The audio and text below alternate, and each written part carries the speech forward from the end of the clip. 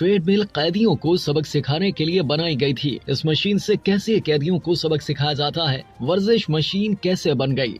दुनिया भर में करोड़ों अफराद वर्जिश के दौरान इस मशीन या ट्रेडमिल का इस्तेमाल करते हैं। जिस्मानी तौर पर फिट रहने के लिए लोग इस मशीन पर दौड़ते नजर आते हैं। मगर क्या आपको मालूम है कि इस मशीन को असल में किस मकसद के लिए तैयार किया गया था? 19वीं सदी में ट्रेडमिल की इजाद बरतानिया में जिस मकसद के लिए हुई वो नाकाबिले यकीन है। दर हकीकत इस मशीन को जेलों के कैदियों की इस्लाह के लिए तैयार किया गया था, ताकि उन्हें इंसानी तकलीफ का इल्म हो सके और ये भी मालूम हो कि पसीना कैसे बहाया जाता है। इस ट्रेडमिल का ख्याल बरतानवी इंजीनियर सर विलियम क्यूबर्ट को आया था, जो मौजूदा अहद की ट्रेडमिल से काफी मुख्तलिफ थी। सर विलियम का मानना था कि इस नई इजाद से कैदियों की इस्लाह की जा सकती है। उस जमाने में इसे ट्रेड व्हील का नाम दिया गया था और इब्तदाई डिजाइन से मुख्तलिफ शक्लों में इसे तैयार किया गया, जैसे 2 पहियों की ट्रेडमिल। मगर 1818 में लंदन की एक जेल में ऐसी बड़ी ट्रेडमिल नस्ब की गई थी जिसके पहियों को कैदी अपने पैरों से जोर लगाकर हरकत देते थे ताकि मकई की काश्त कर सके। इस ट्रेडमिल को 24 कैदी चलाते थे, जो कंधे से कंधा मिलाकर पहिए पर खड़े होते और फिर इसे चलाते।